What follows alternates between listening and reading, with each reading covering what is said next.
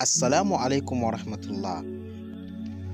Wannan shine bidiyo na ƙarshe da aka ɗauka na Shehu Ɗahiru Usman Bauchi.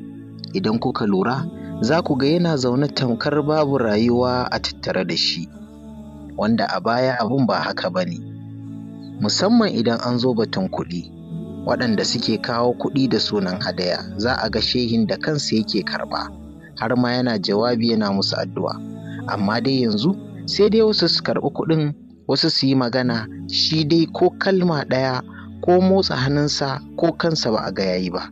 Tun a lokacin aka fara shakku akan anya kwanakinsa ba su ƙare ba ko a duniya, domin dukkan alamu sun bayyana cewa wannan fa bawan Allahn kwanakinsa ko wa'adinsa sun kusa ƙarewa.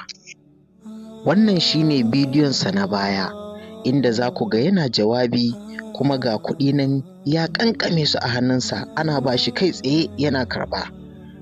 Tun a wancan bidiyon za ku gane cewa lallai da hankalin shehi ba zai yadda a miƙo kuɗi wani ya karɓa ba, sai dai shi ya karɓa ya damƙe da hannunsa.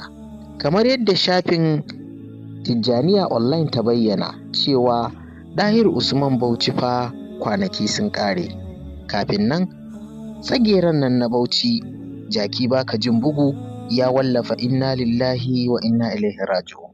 Tun a nan mutane suka fara tunanin lallai ko dai Shehu Ɗahiru ne ya riga mu gidan gaskiya. To, sai dai mu ce Allah ya ji kan musulmi. Amma dai wannan tsoho ya ƙare rayuwarsa wajen faɗa da sunnan Annabi sallallahu alaihi wasallama da yaɗa bid'a da shirka. Mu dai ba mu isa mu shiga tsakanin bawa da ubangijinsa ba, sai dai mu ce abin da ya bayyana mana a zahiri, wannan ɗan bid'a ne wanda ya ƙare rayuwarsa wajen faɗa da sunna da malaman sunna. Makomansa ba lallai ya zama mai kyau ba, sai dai waye isa ya shiga tsakanin bawa da ubangijinsa? Waye sani ko ya tuba ko ya gyara ƙarshen rayuwarsa? Waye sani wani tanadi ubangiji ya yi masa? Muna roƙo Allah subhanahu wata'ala ya ji kan musulmi wanda ba mushriki ba. Mu kuma idan tamu ta zo, Allah ya sa mu cika da imani, mu mutu akan sunnan Annabi Muhammad sallallahu alaihi wasallam.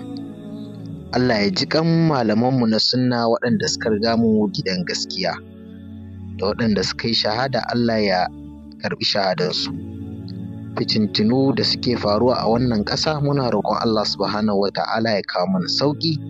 Wassalamu alaikum wa rahmatullahi ta'ala wa barakatuh.